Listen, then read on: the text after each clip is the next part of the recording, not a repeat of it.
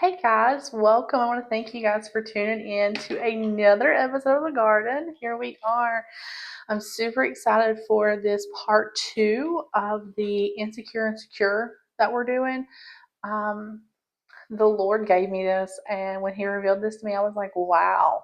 If we were faced with some of these things, I would be like, there's no, like, would we have the security to stand on that? And so I'm going to jump in really quickly today because I got a lot of scripture to cover just to give you the backstory, because I don't want to assume that anybody knows the stories. I don't ever want to assume that anybody knows what's being said, because I know that there are people who watch this who don't know the stories. So we are going to start in Daniel. I was driving down the road and I was praying and talking to God, and I was like, what is it that I need to share for this next portion? What would you like me to talk about? And I was just worshiping and driving, and the Holy Spirit dropped on me in the book of Daniel. There are two scenarios that I'm going to talk about today where it was tried that, like, they were told that they were going to die because they didn't want to worship the idols. And they were like, but my God, my God. So I'm going to start. We'll start with Shadrach, Meshach, and Abednego first, because when I was reading this and restudying through this, I was like, oh my gosh, and there was some of the verbiage that was used that I was like, wow, that is very important. That is an important portion to this, because we don't think about it like that. Right here in Daniel, we're going to start with Shadrach, Meshach, and Abednego. And we'll start with verse number 8. Therefore, at the time of certain Chaldeans came forward and maliciously accused the Jews. They declared to King Nebuchadnezzar, O king, live forever. You, O king, have made a decree that every man who hears sound of the horn, pipe, lyre, trigon, harp, bagpipe, and every kind of music shall fall down and worship the golden image. Whoever does not fall down and worship shall be cast into the burning fiery furnace. There are certain Jews whom you have appointed over the affairs of the province of Babylon, Shadrach, Meshach, and Abednego. These men, O king, pay no attention to you, and they do not serve your gods or worship the golden image that you have set up. Then Nebuchadnezzar, in furious rage, commanded that Shadrach, Meshach, and Abednego be brought. So they brought these men before the king. Nebuchadnezzar answered and said to them, Is it true, O Shadrach, Meshach, and Abednego, that you do not serve my gods or worship the golden image that I have set up? Now, if you are ready, when you hear the sound of the horn, pipe, lyre, trigon, harp, or bagpipe, and every kind of music, to fall down and worship the image that I have made, well and good. But if you do not worship, you shall be immediately cast into a burning fiery furnace. And who is the God who will deliver you out of my hands? So I'm going to stop right there just for a split second, just to set the scene, just in case you didn't understand what's going on. So the king Nebuchadnezzar has made this golden idol, and the gods that he worships and the God that he has set here for them to worship. And he has made it a law that anyone who hears any kind of music or a musical instrument shall bow down and worship this golden idol when they hear it. And Shadrach, Meshach, and Abednego are like, no, that's not my God, so I'm not falling down to worship it. That's what's going on. So he's had the men bring them in, and they are sitting here, and he's like, okay, here's what you've got to do. If you don't do this, I'm going to throw you into the furnace. And so now this is where they answer. Shadrach, Meshach, and Abednego answered and said to the king, O Nebuchadnezzar, we have no need to answer you in this matter. If this be so, our God whom we serve is able to deliver us from the burning fiery furnace, and he will deliver us out of your hand, O king. But if not, be it known to you, O king, that we will not serve your gods or worship the golden image that you have set up. But if not, they know that the Lord can bring them out of this. They know that the Lord can deliver them through and bring them out of the fiery furnace without being touched. But even if he doesn't, they will still worship him. They will still have faith in him, even if he doesn't. Catch that. Then Nebuchadnezzar was filled with fury, and the expression of his face changed against Shadrach, Meshach, and Abednego. He ordered the furnace heated 7 times more than it was usually heated. So now he's angry and he's turning up the heat because he's like, you know what? Y'all are done. Completely done. And he ordered some of his mighty men of his army to bind Shadrach, Meshach, and Abednego and cast them into the burning fiery furnace. Then these men were bound in cloaks, their tunics, their hats, and their other garments, and they were thrown into the burning fiery furnace. Because the king's order was urgent and the furnace overheated, the flame of the fire killed the men who took up Shadrach, Meshach, and Abednego. And these 3 men, Shadrach, Meshach, and Abednego, fell bound into the burning fiery furnace.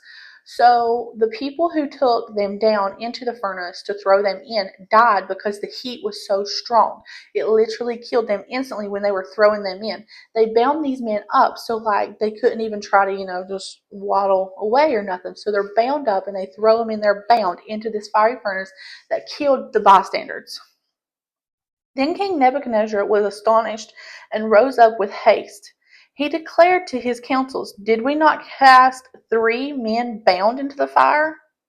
They answered and said to the king, True, O king. He answered and said, But I see 4 men unbound, walking in the midst of the fire, and they are not hurt, and the appearance of the 4th is like the Son of God's. Then Nebuchadnezzar came near the door of the burning fiery furnace. He declared, Shadrach, Meshach, and Abednego, servants of the Most High God, come out and come here. Then Shadrach, Meshach, and Abednego came out from the fire. Straps, the prefects, and the governors, and the king's councils gathered together and saw that the fire had had no power over the bodies of those men. The hairs on their head was not singed, their cloaks were not harmed, and no smell of fire had come upon them. When he threw them in here because he was going to kill them because they wouldn't worship his God, the God that they serve, the God that we serve, kept them, untied them, unharmed them. They are in this fire, but the fire shall not touch them. What a God. God was with them in the fire. The 4th man that appeared. My gosh, this is like so good to me. Nebuchadnezzar answered and said, Bless the God of Shadrach, Meshach, and Abednego, who sent his angel and delivered his servants, who trusted in him and set aside the king's command, and yielded up their bodies rather than serve and worship any god except their own God. Therefore, I make a decree, any people, nation, or language that speaks against the God of Shadrach, Meshach, and Abednego shall be torn limb from limb, and their house laid in ruins, for there is no other God who is able to rescue in this way. Then the king promoted Shadrach, Meshach, and Abednego in the province of Babylon. Do you have the security? Are you secure in God? Are you confident in what God says enough to where if this was partaken with us today, if this was the way that we were living today, and they were like, if you don't lay down and worship our God, you will be thrown into the fire. Would you fall and worship God, or would you be like, okay, my God can deliver me out of this, but even if he doesn't, he's still God, so I'm going to worship my God and not yours? Are you going to fall short to the idol? That to me is phenomenal, okay? Completely phenomenal. I am so astonished by the faith, the unwavering faith, the undoubtful. Like they literally was like, he will do it, but even if he doesn't, that's okay. That's my terms. It's me just saying it how that I understand it. So what God is trying to say to us now is, are we secure in him? Now, granted, I would love to say that I would be like Shadrach, Meshach, and Abednego. I would love to say that. But is our flesh so far under subjection that our spirit is so strong that we could say, you know what? To live for him and to die is gain. I'm going to die for living for him. That's fine. Can we say that? And wow. Like, wow. I have read this story so many times, but to literally see it from that point of view and to even see, but if not, those three words mean so much because, but if not, if he doesn't, he is still God.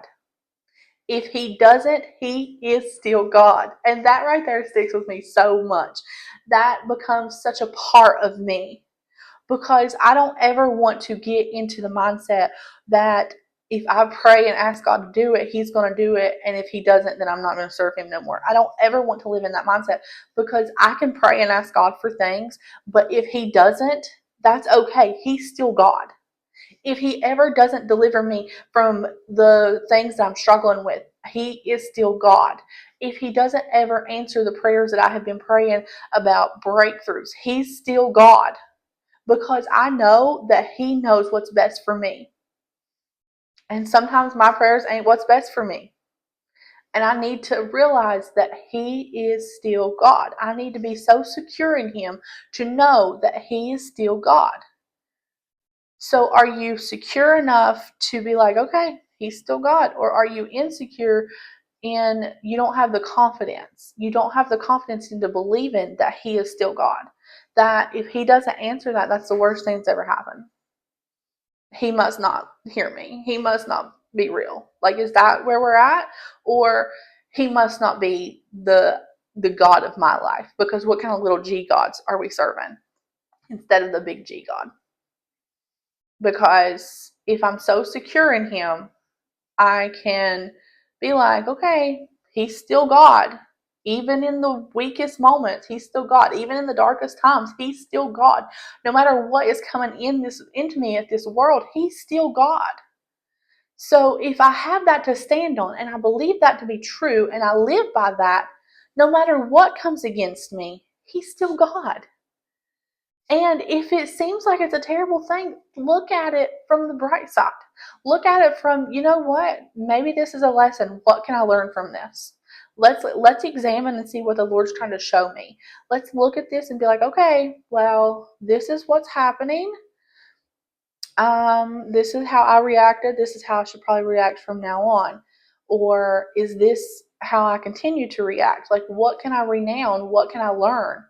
Because I want to be so secure in Christ that whenever anything comes, I'm like, you know what? That's okay. That is okay because my God is faithful and my God is true and my God will show up anytime that I need him to. I want to have the faith of Shadrach, Meshach, and Abednego when Nebuchadnezzar looks at me and says, hey, you know what? You need to fall down and worship my golden statue because I said so and I'm the king and I have made this a law. Don't worship your God, worship my God. But I don't ever want to worship a God that's not my God. But in that, we also had to define what's the God we're worshiping. Like, what God are we worshiping? Because I can say that God is my God, but do I have any idols above him? Do I have anything that I'm setting above him? That's an examination. But yeah, I want to be so secure in who God says I am and who God says he is, that whenever I am faced with the fiery furnace, that I can be tossed into this furnace and walk out unhurt, unharmed, because I trusted and believed and had faith in my God to deliver me. But even if he didn't, he was still God. I'm just obsessed. I'm obsessed with this. I think that this is like phenomenal. And I was like, because I knew this story, but I didn't look at it in the insecure and secure portal until I was praying and talking to God, and he was like, go to Daniel. Let's go to Daniel. And I'm gonna run out of time, so I'm not even gonna make it to the second portion. So that'll be episode 3 or part 3. Because I'm just amazed. I'm amazed that we have a God who lives and talks to us. Like, I know I'm derailing right now, but I'm just completely amazed that God will talk to us and speak to us in things that we'll understand and then reveal to us. Like, this is literally the living word. The living word. It is. When I was reading this, and I was like, wow. Wow. Like, I admire the fact that they had so much faith and security in God that they were like, you know what? He will deliver me. He will deliver me.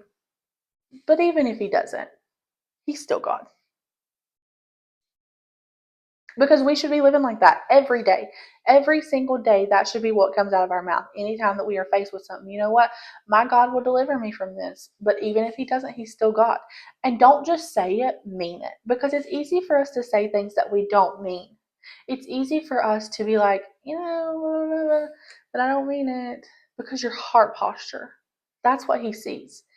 That's what he knows. Is my heart posture? Is my heart posture pure with it?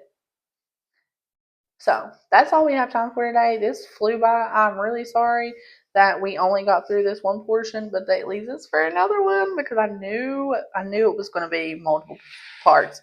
We ain't even got. I don't know. We gonna have to work on it, but I want to thank you guys for tuning in. I didn't discuss our question that I asked the last time because I didn't get to that point. I kind of took too much time explaining this story, but I wanted you to see this story and to understand what it's saying with this series. The Are You Searching for People Approval More Than God's Approval? Because this literally stands firm. So hopefully, I'm not going to promise, but hopefully we can talk about that next time because Shadrach, Meshach, and Abednego were not searching for Nebuchadnezzar's approval at all. So are we still living like that to where we are searching because they were forbidden to do that and they was like, no, we're not going to do what you want us to do just because we're going to do what my God says. So